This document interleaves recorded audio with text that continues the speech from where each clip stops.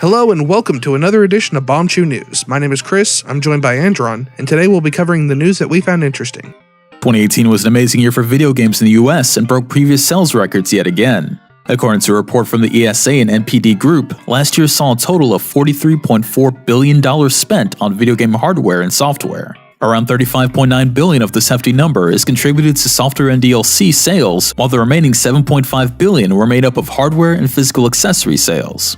According to the NPD Group, the top 3 best software sellers of 2018 were Red Dead Redemption 2, Call of Duty Black Ops 4, and NBA 2K19, taking the first, second, and third spots respectively. Note that this data did not include digital sales in any way, so the actual sales numbers could be higher. For hardware, I wasn't able to find the exact numbers from the NPD Group, but Engadget reports that the Nintendo Switch was the clear winner between the 3, outselling in both dollars as well as raw unit count. This kind of year-over-year growth is a good sign for the longevity of the video game industry as well as for the developers we have grown to love over the years. Here's hoping 2019 proves even more profitable, so we see more amazing titles like Red Dead Redemption 2 being greenlit for us to enjoy.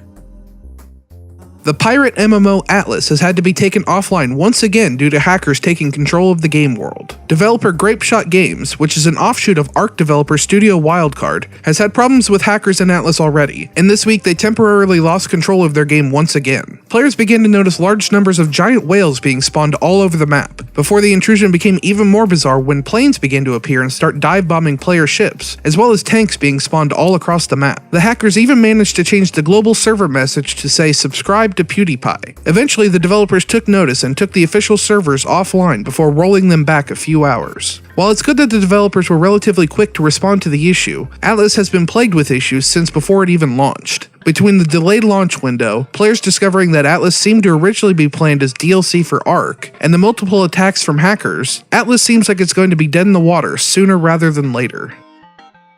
Fans holding out for Fallout 76 to go free to play should be ready to wait a lot longer. YouTuber The Quartering received a tip from an Australian EB Games employee who mentioned that the standard editions of Fallout 76 were being pulled and the stock on Amazon was being lowered over time. He mentions this could be evidence of the game going free to play, and naturally, Reddit took hold and a firestorm began. Eventually, one Reddit user tweeted directly at Bethesda requesting a refund should the game go free to play. Bethesda responded, quote, "There is no truth to this rumor." This straightforward response should effectively kill all follow-up questions about the flawed game going free to play. However, in the past, many publishers are known to deny and deny until the rumor becomes a reality and then backpedal with a super awesome exclusive item for early adopters. While Bethesda is currently openly refuting the claim, going free to play may become the better option to recoup its losses in the future.